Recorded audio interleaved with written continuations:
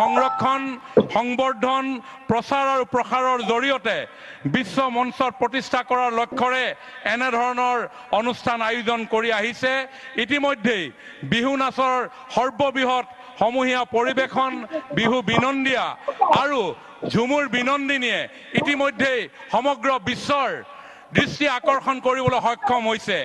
আৰু এই দুয়োটা অনুষ্ঠানতেই আমাৰ দেশৰ যশস্বী প্ৰধানমন্ত্ৰী মাননীয় নৰেন্দ্ৰ মোদী ডাঙৰীয়া উপস্থিত থাকি আমাক উৎসাহিত কৰিছিল। আৰু আজি এই বাগৰুম্বাটো আজি মাননীয় প্ৰধানমন্ত্ৰী ডাঙৰীয়া আমাৰ মাজত উপস্থিত আছে।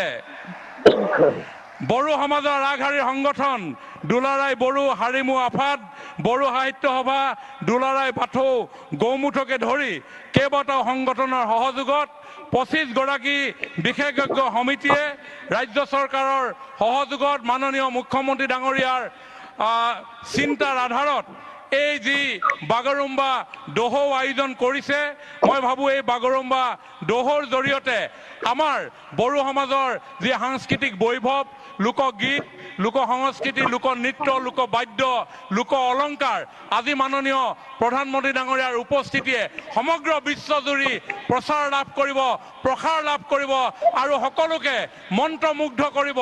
পুনৰ সকলোকে আদৰণি জনাই পুনৰ সকলোকে এটা হাত চাপৰিৰে মাননীয় প্ৰধানমন্ত্ৰী আৰু মুখ্যমন্ত্ৰী ডাঙৰীয়াক অভিনন্দন জনাবলৈ কৈ অনুৰোধ জনাই মোৰ বক্তব্য সামৰণি মাৰিছোঁ।